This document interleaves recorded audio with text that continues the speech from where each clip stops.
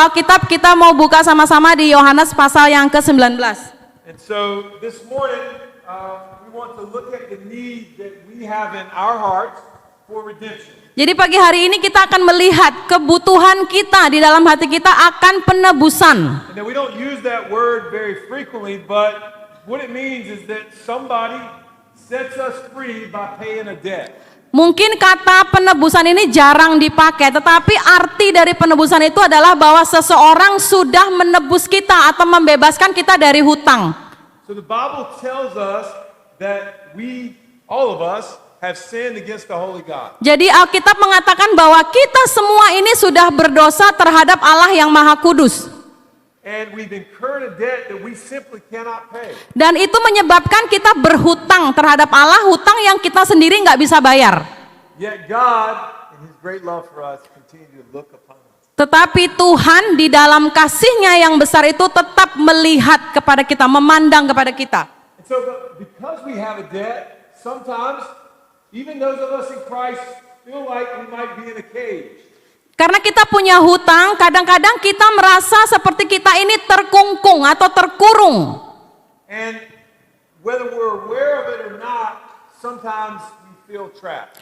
Kita sadar atau tidak, itu membuat kita merasa seperti terjebak.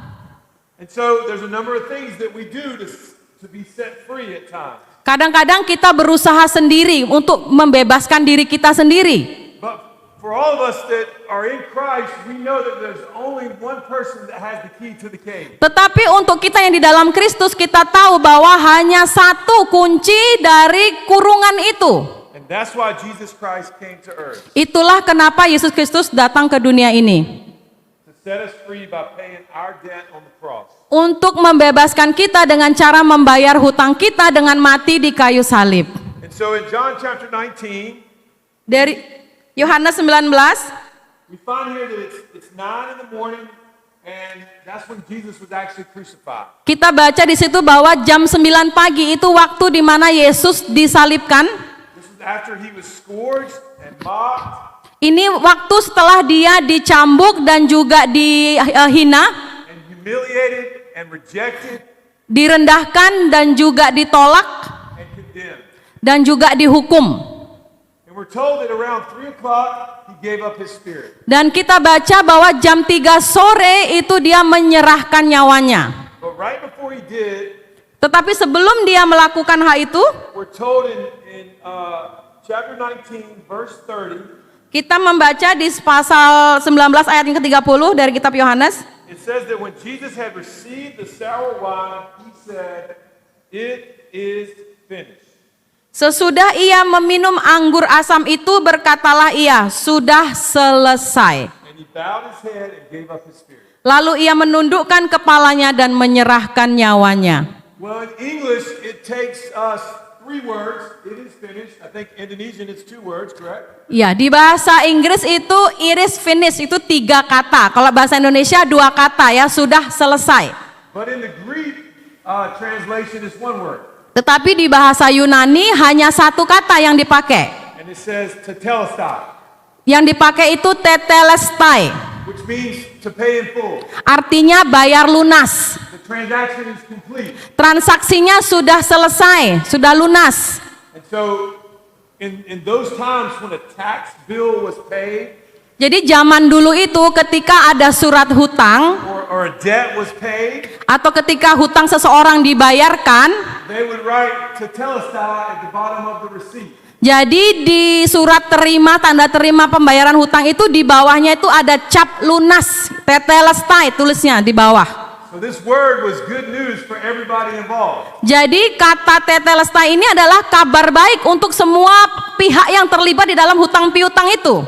For one party, it meant that they were now out of debt and totally free. Untuk satu pihak artinya pihak ini sudah nggak punya hutang lagi, dia sudah bebas dari hutang tersebut. And for the other, it meant they received what was due to them. Untuk pihak yang lainnya artinya bahwa dia sudah menerima pembayaran dari hutang tersebut. And this is what Jesus said just before he gave up his spirit. Dan itu arti dari kata tetelestai yang diucapkan Yesus sesaat sebelum dia menyerahkan nyawanya. So the question that I want to seek to answer this morning in our brief time Jadi waktu kita yang singkat ini kita akan mencoba menjawab beberapa pertanyaan. is, why did Jesus say this as he prepared to die? Kenapa Yesus mengatakan kata sudah selesai ini saat dia bersiap-siap untuk menyerahkan nyawanya? And I believe the entire Bible answers that in several ways, but we're just going to talk about 3 of them. Saya yakin di Alkitab ada banyak sekali jawabannya, tapi pagi hari ini kita akan melihat sedikit saja dari jawaban dari pertanyaan tersebut. So the first thing I want you to see is that Jesus' death completed his promise to redeem us. Yang pertama, poin nomor pertama adalah kematian Yesus itu menggenapi janjinya dia akan penebusan. And so all of us know the story. You see, in the beginning, we're told that God created the heavens and the earth. Kita semua sudah tahu cerita dari awal mula di Alkitab ya, bahwa Tuhan menciptakan langit dan bumi. He created us in his image so that we would have a relationship with him. Kemudian Tuhan menciptakan manusia segambar dan serupa supaya kita memiliki hubungan dengan dia. And we enjoyed a season of freedom and absolute peace. Dan di dalam hubungan itu kita menikmati ada masa-masa kebebasan di dalam hubungan kita dengan Tuhan. And God wanted to protect that. Dan Tuhan mau melindungi hubungan antara Tuhan dengan manusia itu, dengan Adam dan Hawa. And we knew that God's instructions to us were backed by his promise to give us freedom. Dan cerita ini itu didukung oleh kerinduan hati Tuhan karena dia mau memberikan kebebasan untuk kita. And yet in our freedom, we sinned against God by choice. Tetapi di dalam kebebasan, kehendak bebas yang diberikan itu kita melakukan pilihan yang membuat kita berdosa terhadap Tuhan. We broke our relationship with him. Kita menghancurkan hubungan kita dengan Tuhan. And so none of us were in the garden with Adam and Eve. Nggak ada dari kita di sini yang bersama-sama dengan Adam dan Hawa di Taman Eden memang. But if we were, Tapi seandainya kita ada di situ, we would have made the same choice. saya rasa kita juga akan membuat pilihan yang sama. So that leaves the world trapped in a spiritual cage. Dan itu longing for peace. membuat dunia terperangkap di dalam kurungan rohani yang dimana dunia ini sedang mengejar, mencari damai sejahtera.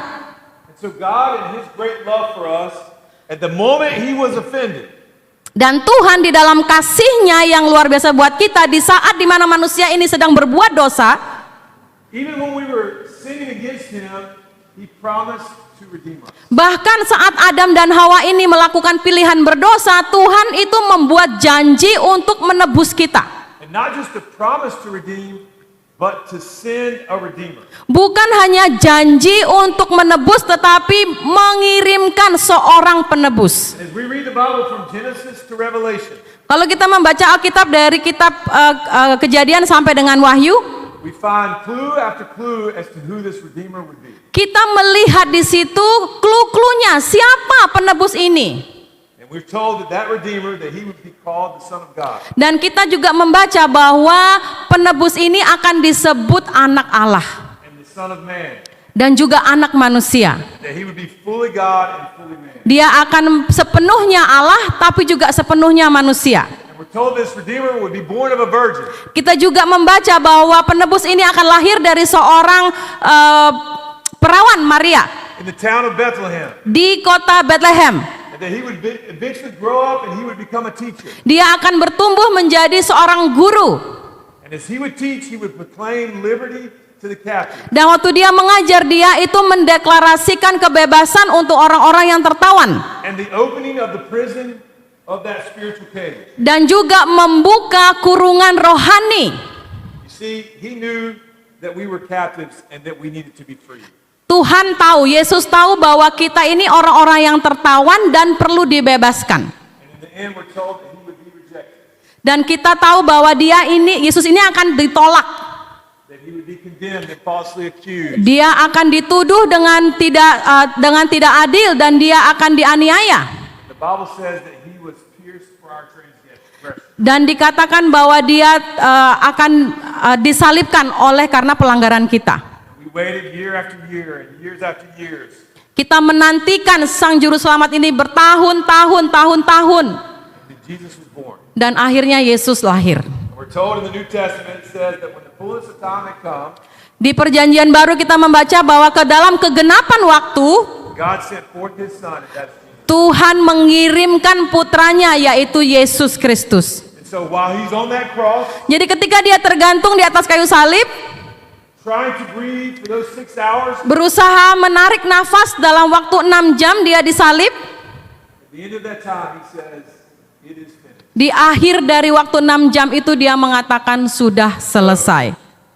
Not only did his death complete his promise to redeem, the Bu- second thing I want you to see Bukan hanya kematiannya itu menggenapi janjinya untuk penebusan, tetapi juga hal kedua yang saya mau saudara lihat, is that his death completed the payment for our debt. bahwa kematiannya juga memenuhi pembayaran hutang dosa kita. As you know in your studies, we've studied here, I'm sure that God is a just God. Saya yakin saudara di dalam pembelajaran saudara, kuliah saudara belajar tentang bahwa Tuhan itu adalah Tuhan yang adil. And because of his justice, there has to be some kind of payment for our sin. Artinya dosa itu harus dibayar kalau mau menjadi adil, yang salah harus dihukum. And Romans 6:23 tells us what that payment is. Roma 6 ayat 23 kita sudah baca, sudah tahu apa pembayaran atau akibat dari dosa itu. The wages of sin is death. Sebab upah dosa ialah maut atau kematian. And you know in the garden, when God said you can eat of any tree except for this tree, Di Taman Eden ketika Tuhan memberikan perintah, kamu boleh makan semuanya kecuali satu pohon ini. he said as soon as if you eat of this tree, you will surely die. Sudah dikasih peringatan, kalau kamu makan dari pohon ini, kamu pasti akan mati. So in his justice, every sin is committed must be paid for. Jadi di dalam keadilannya dia sebagai Tuhan, setiap ada dosa yang dilakukan harus dibayar dosa itu. The joy of Christ coming to die for us is that he's made that payment. Tetapi sukacitanya adalah ketika Kristus mati untuk kita, dia sendiri yang membayar hutang dari dosa itu, upah dari dosa itu. 1 John chapter 4 verse 10 says this, in this is love, not that we have loved God, but that he loved us and sent his son to be the propitiation for our sins. 1 Yohanes 4 ayat 10, inilah kasih itu, bukan kita yang telah mengasihi Allah, tetapi Allah yang telah mengasihi kita dan yang telah mengutus anaknya sebagai pendamaian bagi dosa-dosa kita. And this simply means a payment to pay off a debt in the substitute for another. Jadi pendamaian itu artinya dia menggantikan, siapa yang harus membayar dosa itu digantikan. And so that Christ, while we were not loving him, God Almighty says that he loved us and showed his love, that he sent his son to be the final payment for our debt. Jadi Kristus walaupun kita tidak mengasihi dia, tetapi karena dia mengasihi kita, dia menggantikan posisi kita yang harusnya kita yang membayar dosa itu, dia sendiri yang membayar dari dosa tersebut. And therefore, just before taking his final breath, knowing that he was about to complete the payment for our forgiveness, he said, it is finished. Jadi pada waktu-waktu terakhir sebelum dia menyerahkan nyawanya, dia tahu bahwa dia sedang membayar upah dari dosa kita, dia mengatakan sudah selesai. It is now paid in full. Sudah dibayar lunas. And so, the third thing I want you to see today is that Jesus' death completed his victory over evil. Yang ketiga yang saya mau saudara lihat adalah kematian Yesus itu menggenapi janjinya bahwa dia akan menang terhadap kejahatan. When we sin against God, the Bible says that there was this wave that came over us called brokenness. Ketika manusia berdosa terhadap Tuhan, ada gelombang pasang kehancuran atas dunia ini. It swept not only over our hearts, but all of our relationships and in the world in which we live. Itu tidak hanya membuat dunia hancur, tetapi juga terhadap semua kita semuanya di mana kita tinggal. God's creation was beautiful and very good, and yet sin ruined it. Ciptaan Tuhan itu sangat indah, tetapi dosa menghancurkan ciptaan tersebut. And this grieved God himself. Dan itu membuat hati Tuhan berduka. But you know, there was someone who did not grieve over the brokenness in the world. Tetapi ada satu pribadi yang gak berduka akan kehancuran di dunia ini. The Bible says that Satan did not grieve. Alkitab mengatakan bahwa iblis, setan itu tidak berduka.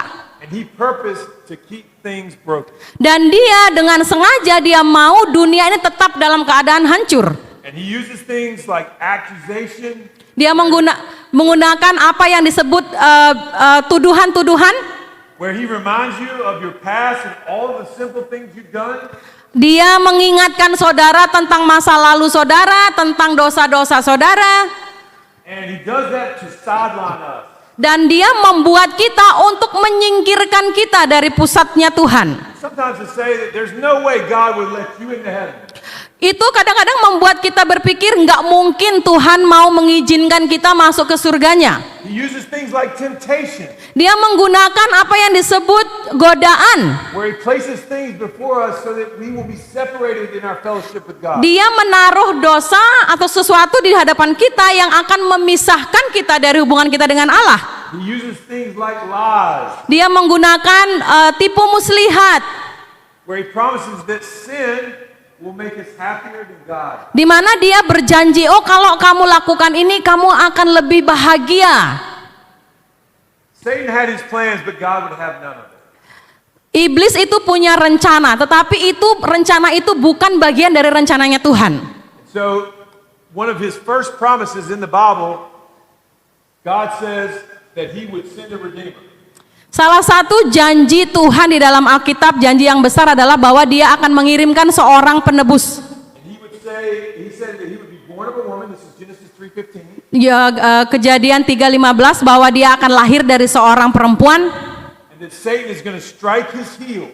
Dan iblis akan meremukkan tungkai dari keturunan perempuan ini. But this is the great promise. Tetapi ini janji yang besar, The seed of this woman will crush the head of the serpent. bahwa keturunan perempuan ini akan meremukkan kepala dari si ular tersebut. So if you read your Bible, and you're supposed to read it every day, Kalau saudara baca Alkitab, yang seharusnya saudara baca setiap hari, and we see that the Bible tells us when this evil will receive its death blow. kita melihat, membaca kapan kejahatan ini akan menerima balasannya. So God, in all of his grace towards us, he sent Jesus. Jadi Tuhan di dalam anugerahnya, kasih karunia-Nya mengirim Yesus untuk kita.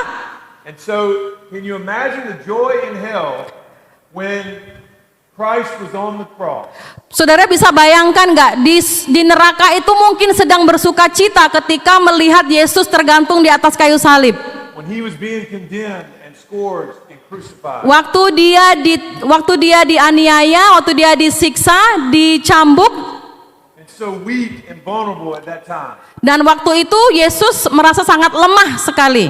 When he says, my God, why have you forsaken me? Ketika itu dia mengatakan, Tuhan, Allahku, Allahku, mengapa engkau meninggalkan aku? And yet, like a champion wrestler, God Almighty used Satan's strength and momentum to crush his head. Tetapi sama seperti seorang pemenang, seperti juara pegulat itu, dia menggunakan kelemahannya iblis ini untuk membawa kemenangan. And how did that happen? Bagaimana terjadinya hal itu? When Jesus rose from the dead. Itu ketika Yesus bangkit dari kematian. That's what we've been celebrating the last Dan few weeks. itulah yang kita rayakan beberapa minggu terakhir ini, kebangkitan Kristus. And this is why if you continue to read through the New Testament, you get to a book called Romans. Kalau kita baca di Perjanjian Baru dari awal, kita akan sampai di kitab Roma. And we know, hopefully you've studied some of Romans, that the book of Romans is probably the clearest and most thorough explanation of the victory of Jesus Christ. Saya tahu, saya harap saudara sudah belajar ini, bahwa di kitab Roma ini kitab yang paling jelas menjelaskan tentang kemenangan Kristus atas iblis. The word Satan is only used one time. Kata setan itu dipakai satu kali. In Romans chapter 16 verse 20 it says this. Roma 16 ayat 20. It says the God of peace will soon crush Satan under your feet. Semoga Allah sumber damai sejahtera segera akan menghancurkan iblis di bawah kakimu. And this is his only mention, Paul's only mention in the greatest explanation of the gospel. And where we find him is somebody who is defeated and who is doomed. Dan ini satu-satunya kata iblis yang kita temukan di penjelasannya si Paulus adalah di sini, dan itu malah dijelaskannya dia sedang dihancurkan, dia kalah. So you realize, I realize that he still exercises power of accusation in our life today. Tetapi saya menyadari bahwa saat ini pun sepertinya kuasa dari tuduhan-tuduhan iblis itu masih ada. And yet he knows he's defeated. Tetapi dia tahu bahwa dia itu sudah kalah. And so the Bible declares that that day, the day of his doom, was imminent when Jesus died and rose again. Jadi hari itu dia dikalahkan ya, tidak terhindarkan, pokoknya dia kalah ketika Yesus dibangkitkan dari kematian. And so therefore, just before taking his last breath to complete his victory over evil, Itulah kenapa sebelum dia menyerahkan nyawanya untuk menyelesaikan kemenangannya terhadap iblis, and he was sitting on the cross, he knew that promise from Genesis 3:15. dia tahu janji dari kitab Kejadian itu ketika dia tergantung di atas kayu salib. So he says to tell us that. Dia mengatakan kata ini, tetelestai, sudah selesai. It has been paid in full. Sudah dibayar penuh, dibayar lunas. Everything has been paid in full. Semuanya sudah dibayar lunas. So I want you to know this morning that Jesus Christ has paid your debt. Saya mau saudara mengingat kembali bahwa hutang saudara Tuhan sudah bayar lunas. And we have proof Kita punya bukti bahwa dia sudah melunasi hutang tersebut. Kita bayar. and this is precisely what Jesus Christ did for us on the cross. Dan itulah yang dilakukan Yesus di atas kayu salib. And what God the Father gave us when he rose Jesus from the dead. Itulah yang diberikan oleh Allah Bapa kepada kita ketika dia membangkitkan Kristus dari antara orang mati. He gave you a receipt. Dia memberikan saudara tanda terima. The resurrection is God's almighty receipt to you and me that our debt has been paid in full. Jadi kebangkitan itu adalah tanda terima atau nota lunas dari Tuhan untuk saudara bahwa dosa saudara dan dosa saya sudah dibayar. And so we know in 1 Corinthians chapter 15 verse 17 it says that if Christ hasn't been raised then our faith is useless and we're still in our sin. Kita tahu dari 1 Korintus 15 ayat 17, dan jika Kristus tidak dibangkitkan maka sia-sialah kepercayaan kamu dan kamu masih hidup di dalam dosamu. You all know and I know Saudara tahu dan saya juga tahu that he has been raised from the bahwa nyatanya itu Kristus sudah dibangkitkan dari kematian. But we know that there were 500 witnesses that saw the risen Jesus. Dan kita juga tahu bahwa ada saksi mata yang melihat Kristus yang sudah bangkit. They saw with their own eyes. Mereka melihat dengan mata kepala mereka sendiri. But you know that he's been raised from the dead because he's changed the course of your life. Tapi saudara tahu bahwa Yesus sudah bangkit karena Yesus itu mengubahkan jalan hidup saudara. I don't know your story, but if you put your trust in Christ, I know that you were dead in your sin and he made you alive in Christ. Saya tidak tahu kisah hidup saudara, tetapi kalau saudara menaruh kepercayaan saudara kepada Kristus, itu artinya tadinya saudara hidup di dalam dosa, dosa saudara itu sudah dibayar lunas. And so I know that all of us have studied this, I'm sure, many times here at the seminary. Saya yakin kita semua sudah sering membaca ayat-ayat ini ya, sudah mempelajari ini. But don't let the resurrection ever be a plain story for you. Tapi jangan biarkan cerita kebangkitan ini menjadi kisah yang biasa saja buat saudara.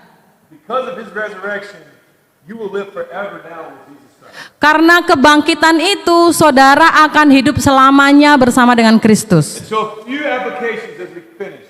Kita akan melihat beberapa aplikasi sebelum kita selesai. This is the first. Let's trust Christ and let's be redeemed. Yang pertama, ayo mari kita bersama-sama mempercayai Kristus dan menjadi orang-orang yang ditebus. A spiritual cage is a terrible place to live, but because of Christ and his death, we don't have to live there. Kurungan rohani itu tempat yang mengerikan untuk kita jalani, tetapi oleh karena kebangkitan Kristus kita tidak perlu lagi hidup di dalam sana. And the Bible says that the only payment that God accepts is the blood of Jesus Christ. Dan kita tahu dari Alkitab bahwa pembayaran yang diterima oleh Allah itu hanya darah Kristus saja. So we don't have to climb and work hard to get there.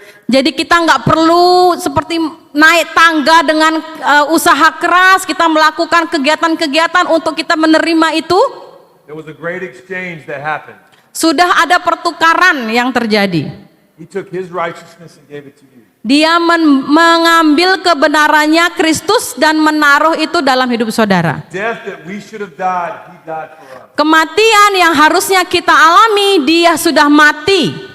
So So let's keep trusting Christ. Marilah kita terus mempercayai Kristus. You know, the Bible says in 1 Corinthians 15 that there's a time when we heard the scriptures, we were saved, but then he says he's continuing to save us.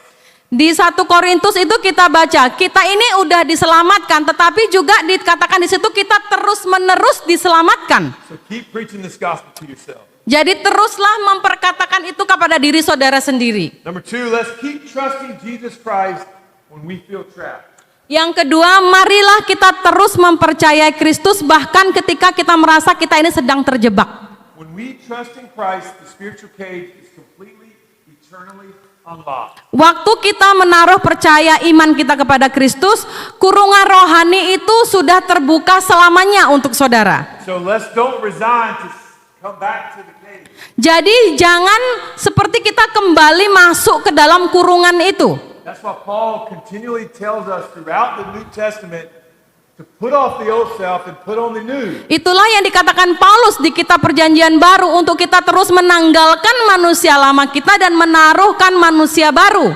He reminds us that if we are in Christ, we are a new creation. Dia mengingatkan kita kalau kita di dalam Kristus, kita ini adalah ciptaan yang baru, yang lama itu sudah berlalu. And then he tells us in Romans chapter 8, he tells us this. Dan Roma ayat 8 dia mengatakan ini. Who shall bring any charge against God's elect?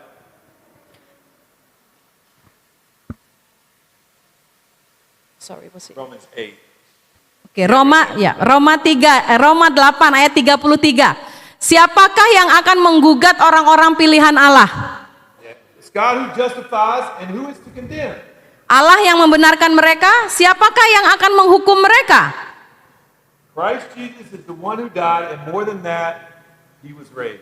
Yesus Kristus yang sudah mati, bahkan lebih dari itu yang telah dibangkitkan dari kematian. And he sits at the right hand of God the Father, Dia duduk di sebelah kanan Allah Bapa. and he's interceding for you and me.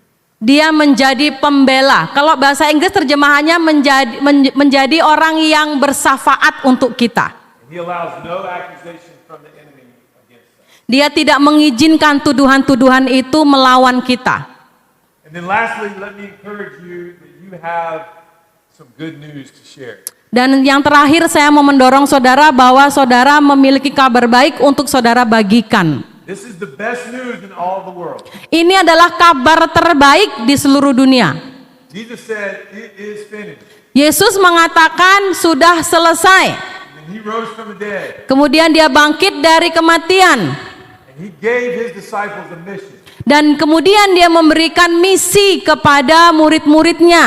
He said, "Go into all the world Katanya, pergilah ke seluruh dunia, ke seluruh bumi, and make disciples of all nations." dan jadikanlah murid dari suku-suku bangsa. He gave us a promise as well. He said, "I will be with you to the end of the age." Dan dia memberikan janji juga dengan perintah itu bahwa aku akan berserta dengan engkau sampai kesudahan akhir zaman. I think most of you know this, but Indonesia is the 4th most populous country in the world. Saya yakin saudara sudah tahu ini ya, bahwa Indonesia ini adalah negara dengan penduduk terpadat keempat di dunia. And it has the largest Muslim population in the world. Dan juga memiliki jumlah penganut muslim terbesar di dunia. And so we can tell somebody that Jesus Christ has finished it all. Pastinya kita bisa memberitahu seseorang di Indonesia ini bahwa Kristus sudah mati untuk kita semua. And as you continue to be trained up here at the seminary, Dan saat saudara terus dilatih di sini, di seminari ini,